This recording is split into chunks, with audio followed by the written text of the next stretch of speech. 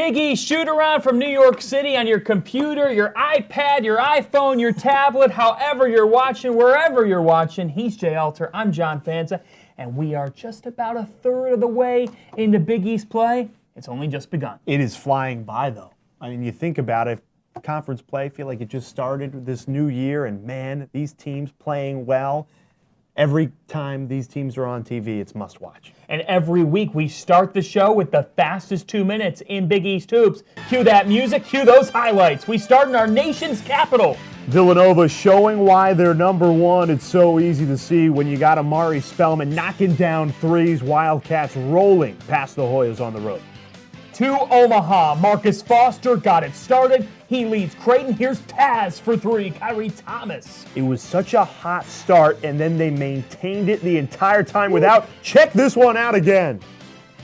Ronnie Harrell. My goodness. Can you say X Factor? He was sensational for the Jays. St. John's on the road. Loved the heart and hustle from the Johnnies. JP from Makura range. That's right, but Tariq Owens, the Thunder in Cincinnati, like the block. This was back and forth, and then Xavier just outmuscled the St. John's team offensively. Money Makura, exclamation point, Chris Mack. He's Xavier's winningest head coach in program history.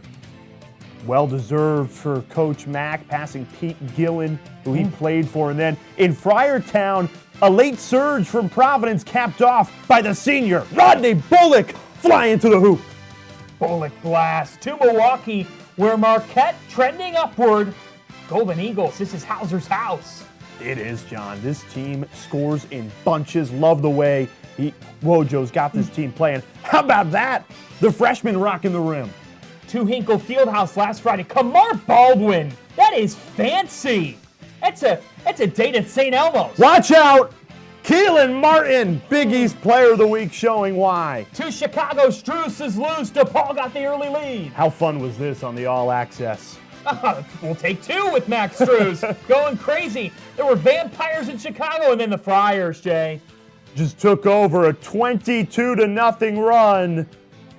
And Ed Cooley goes into Chicago and gets the win.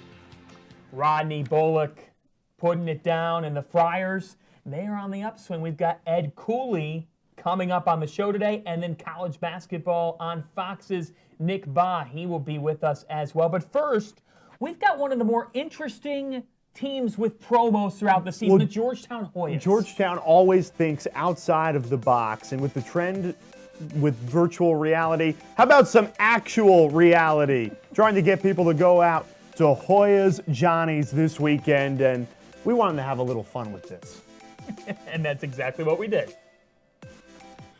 With Georgetown celebrating actual reality day, that's right, they're doing that promotion when the Hoyas host St. John's on Saturday. We thought we would get actual reality for you with a reenactment of Jesse Govan's shot at Madison Square Garden to lift the Hoyas over St. John's.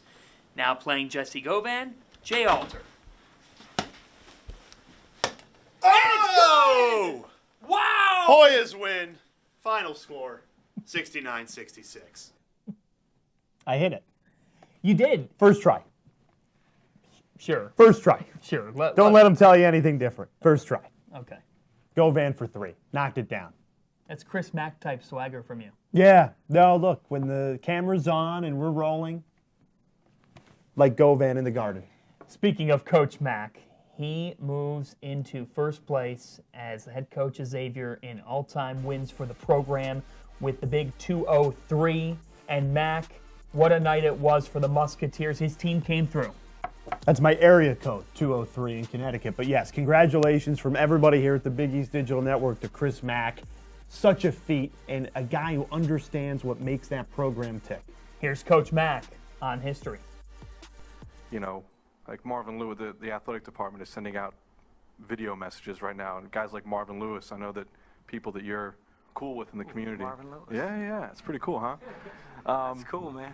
I grew up, you know, this tall, man. I was getting Anthony Munoz collective posters at Shell gas station when I was 7 years old, riding my bike up. So when the Bengals head coach sends a message, that's cool. So I'm really honored.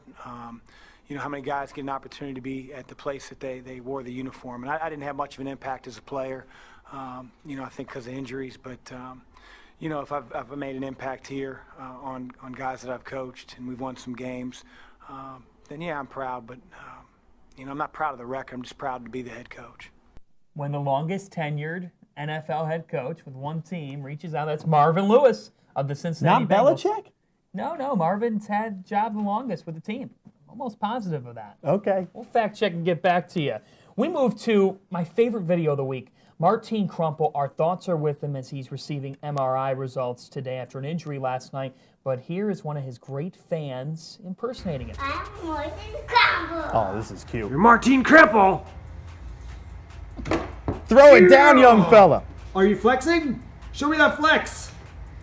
Stand up and show me that flex. Oh, I love the flex.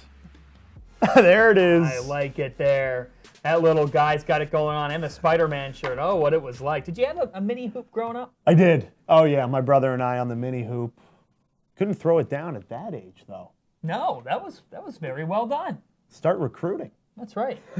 In other news, Kyle Lowry, this is really cool. It's the largest gift given to Villanova basketball by one of their own alums. He gives $1 million. It was announced over the weekend at the Wells Fargo Center.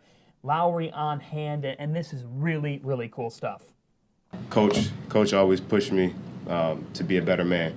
And it wasn't about basketball. I never had a conversation with you about basketball ever, except for when I entered the draft. And he was like, go. That's the only conversation we had about basketball. And it was one of the best things that's ever happened to me because it was more about being a man and being a legit man. I say that all the time, and I still use that phrase to the day. But I truly believe in once you're a Wildcat, you're always a Wildcat.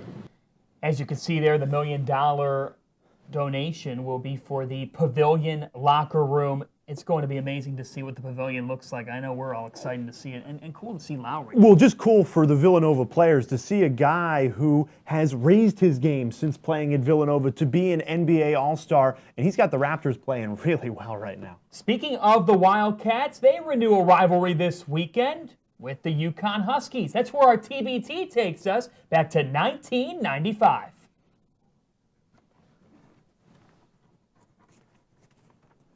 It was the Big East final at MSG. Jim Nantz, Billy Packer, Rick Gentile had the A-team on this one for CBS. Let's throw it back to that 95 Big East title game. And Calhoun, Lapis there. These two teams going back and forth in the first half. We love Donnie Marshall, by the way.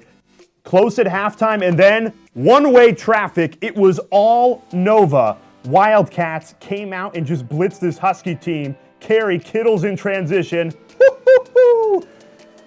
It was Kittles Allen. That would be Ray Allen picking the pocket.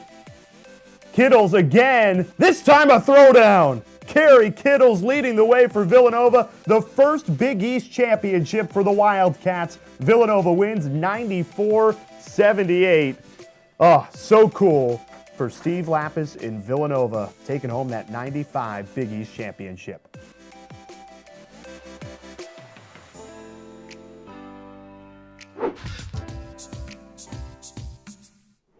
His Providence Friars are on a 3-game winning streak. It is head coach Ed Cooley who joins us on Shootaround now. Coach, what's behind the recent surge?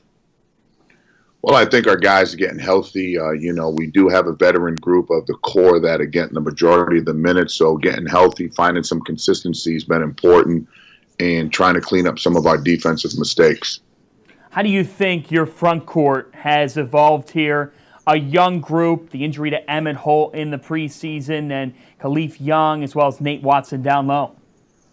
Well, I think, they're definitely maturing. They're understanding some of the principles we're trying to teach. Offensively, they're getting a lot more confident. Khalif coming off a really, really good performance against Butler. Nate has been feeling a little under the weather. So, by committee, they're doing a really good job for us. We always knew Kyron Cartwright is one of the elite point guards in the Big East. How has he stepped up his game even more this year? Well, trying to get him to be a little bit more aggressive offensively because we know he can shoot. He's one of the smarter players we've coached. He has a high IQ for the game, knows how to get his teammates involved. He sees plays before they happen. Very, very smart player. And on MLK Day, you called it divine providence, Coach. This is really cool. Emmett Holt comes into your locker room, and the team had a big greeting for him. What did it mean to welcome him back? Means everything to us. Emmett is a wonderful individual, going through some tough times, and just to have his presence in the locker room, his smile, his energy, he epitomizes a teammate, great teammate, someone who makes other people feel better. As conference play goes forward, Coach, with the double round-robin schedule, how much of it has to do with the physical element of it, or is it more so just mental, the approach? Well, a couple of things. It's both physical and mental, but at the same time, you need some talent. You need some talent. Round robin, I believe it's our league, and I believe the Big 12, right, are the true round robin leagues. So you're going to have an opportunity to play that opponent again. So what you want to do is make sure you're prepared. As we get ready to prepare for Creighton that comes in here on Saturday, we've played them once already. What do we have to do to clean up the mistakes when we played at their place? Because they're playing as well as anybody right now. They played great last night against a talented Seton Hall team. So they're going to come in here on a big high. And as you go forward here, what are you still looking to get your team to as things forge ahead here? Well, you want to continue to be good offensively, execution-wise, defensive execution-wise, not turn the ball over, make your free throws. You want to limit as many mistakes as you can as we get deeper into conference play. As you see in our league, sometimes there's a game or two that separate you from 8th place or 9th place to 2nd place. So you got to try to take care of your home games, and you got to try to get lucky on the road. You sort of have a bit of a longer time here from Monday to Saturday. Coach, I got to ask you, you told me how much of a family man you are. When you get these moments here, a couple of days, maybe a day extra, is there time that you make to sit down and spend some time with the wife? We have. We had some dinners over the last couple of days with my daughter and my son. That's been fun. But in between, watching some film at the house because you still got to do your job. And us coaches, our families know what our livelihood is, and they understand that. But when you have an opportunity to give them some personal time away from work, I think they always appreciate it. Coach, you are the first and maybe the last, and that's a good thing, Coach, to ever use, I've never heard vampires as many times as I heard last week. Were you ever a vampire for Halloween, or what was the thought process there? I started thinking of our game at Marquette maybe 5 years ago when the bats were rolling through the Bradley Center. And, it didn't come out what I was thinking. I was like, the bats are biting us right now. Where's all this blood coming from? To be honest with you, I forgot we talked about it. You guys made a bigger deal of it than me. I'm just trying to win the game with our staff and our team. There's no bats at the Dunkin' Donuts Center, only Friars. Never know what's in the Dunkin' Donuts Center, man. No, Coach, I don't think that there's anything quite like when you walk through that tunnel and you've arrived at the dunk. You've arrived at the dunk when you see that Friar across the way staring you in the face. We love it. The Friars are great, man. I love seeing that Friar every time. We love playing at home. It's awesome. Friars host Creighton on Saturday. Coach, good luck. Thank you.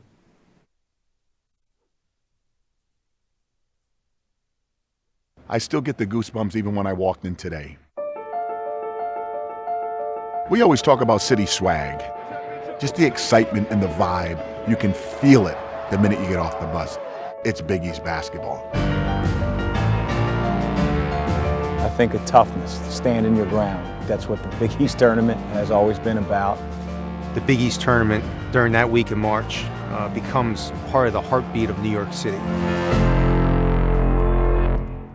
And Coach Cooley, you mentioned it, an opportunity to beat Creighton when they host them at the Dunk this Saturday, starting to build that resume here in Big East Conference play. And John and I, we always have our eyes towards the resume in the NCAA tournament. So let's take a look at the bracketologists. What are they saying about Big East teams right now?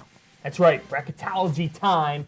And for the most part, the consensus is that the Big East is a 6 to 7 bid league. As you see, Howie Schwab's bracketology has Providence as just the first team out. But take a look at it. Villanova consensus #1 overall seed.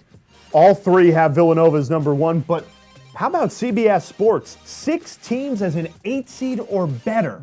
That is a big statement on how strong the conference has performed. Yeah, and I don't think enough credit is being brought to the table with the Marquette Golden Eagles. I see the difference there between the 10 and the 8. I think that they deserve that single-digit seed, a 9 or an 8 right now. I wouldn't put them in the back burner on a 10 or 11. They did it in non-conference play. I keep saying they took 2 or 3 in Maui. They built their profile well. They rolled past a Wisconsin team that struggled a little bit, but I was still impressed with them.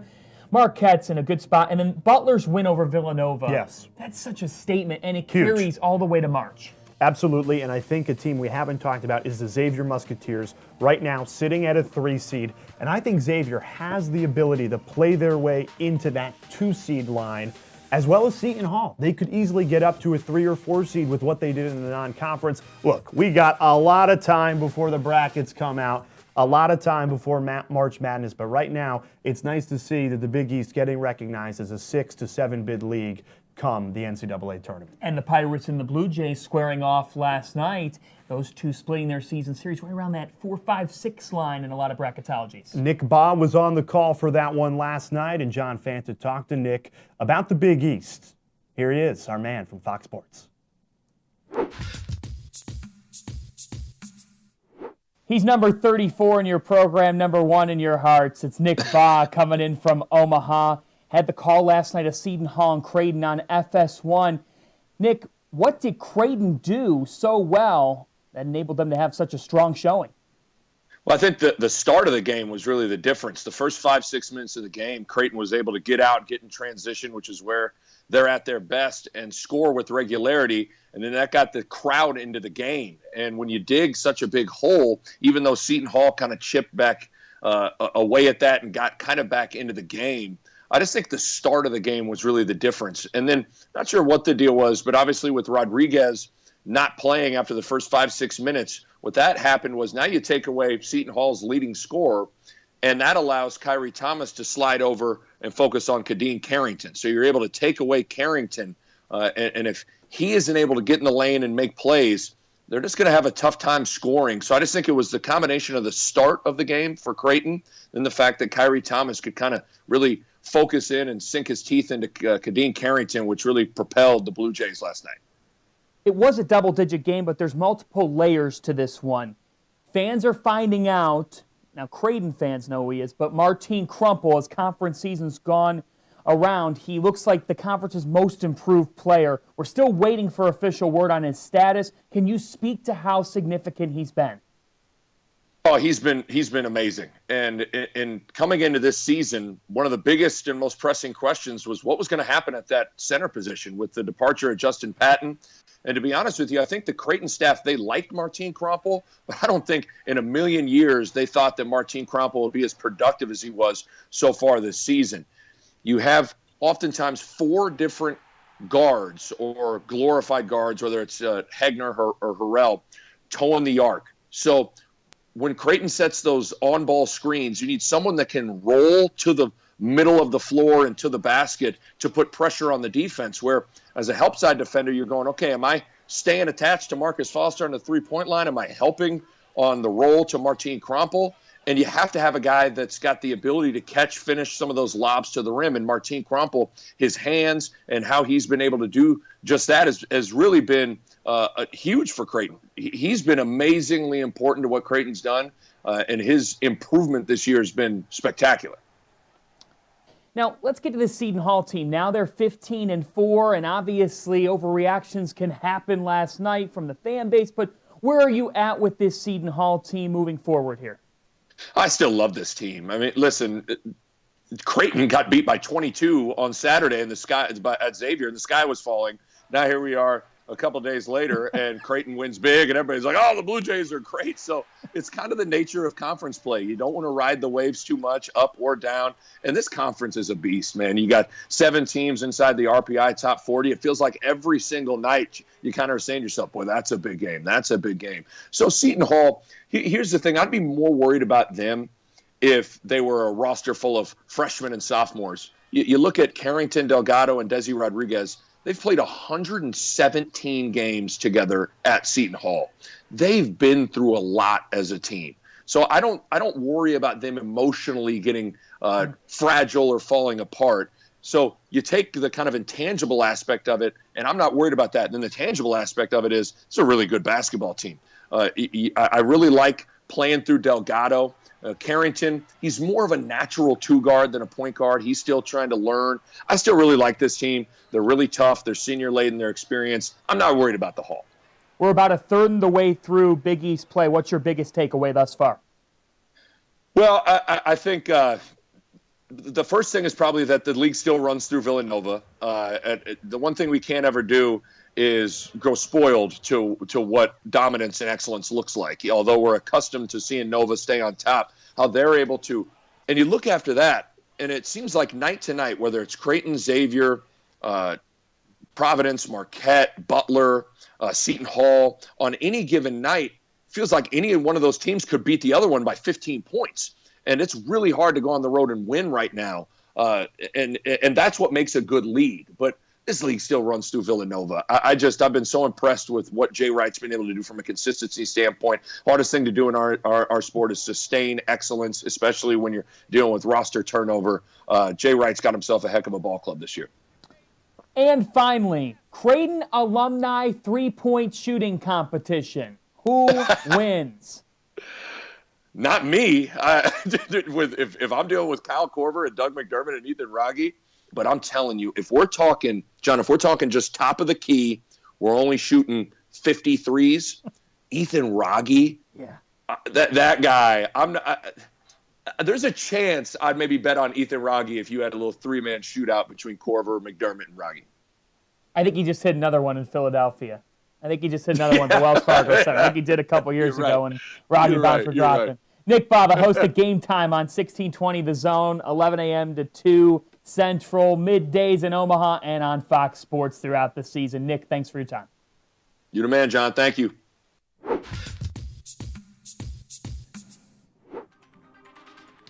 Here's what's coming up this weekend in Big East basketball. A top 20 showdown on Fox Saturday afternoon. Xavier at Seton Hall. Everybody's got their eyes on that one in Newark.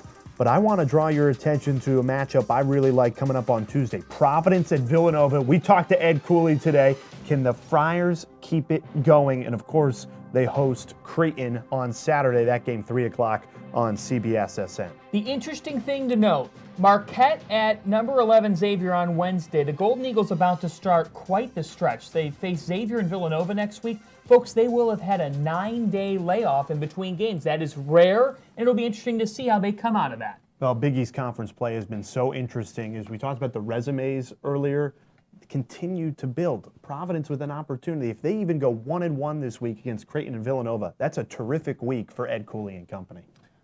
I owe Bill Belichick an apology. You do. You lied on the air, John. The former Browns head coach, Bill, I'd like to say I'm sorry. I was completely wrong. Yes, you got it wrong by 3 years. Earlier in the show, he said Marvin Lewis, the most tenured coach in the NFL. That is wrong. Lewis hired in 2003. Bill Belichick, 2000. Jeez, oh man.